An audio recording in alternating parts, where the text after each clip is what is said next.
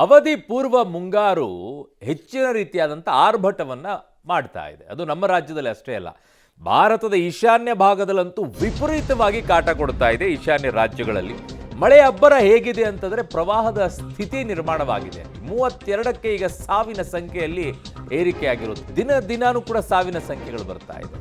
ಪ್ರವಾಹ ಭೂಕುಸಿತದಿಂದಾಗಿ ಜನಜೀವನ ಸಂಪೂರ್ಣವಾಗಿ ಅಸ್ತವ್ಯಸ್ತವಾಗಿದೆ. ಅಸ್ಸಾಂನಲ್ಲಿ 10, ಅರುಣಾಚಲ ಪ್ರದೇಶದಲ್ಲಿ 9, ಮಿಜೋರಾಂನಲ್ಲಿ 6, ಮೇಘಾಲಯದಲ್ಲಿ 6, ತ್ರಿಪುರಾದಲ್ಲಿ 2. ಇವೆಲ್ಲ ಸಾವಿನ ನಂಬರ್ ಹೇಳ್ತಾ ಇರೋದು.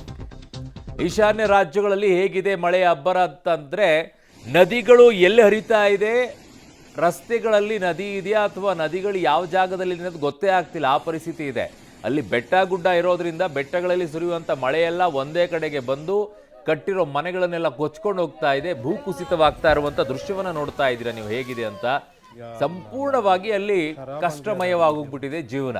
ಜೊತೆಗೆ ಪ್ರವಾಸಕ್ಕೆಲ್ಲ ಹೋಗಿರ್ತಾರಲ್ಲ ಅವರು ತುಂಬಾ ಜನ ಸಿಕ್ಕಾಕೊಂಡಿರೋದು.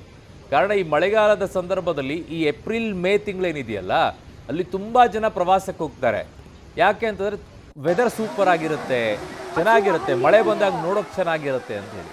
ಬಟ್ ಆ್ಯಕ್ಚುಲಿ ಇರುತ್ತೆ ನೋಡೋಕೆ ಚೆನ್ನಾಗಿ. ಬಟ್ ಈ ಪ್ರಮಾಣದಲ್ಲಿ ಮಳೆ ಸುರಿದ್ರೆ ನೋಡೋಕೆ ಚೆನ್ನಾಗಿ ಅಲ್ಲ, ಬದುಕಕ್ಕೆ ಚೆನ್ನಾಗಿರಲ್ಲ, ಆ ಪರಿಸ್ಥಿತಿ ಆಗ್ಬಿಡುತ್ತೆ ಅಲ್ಲಿ.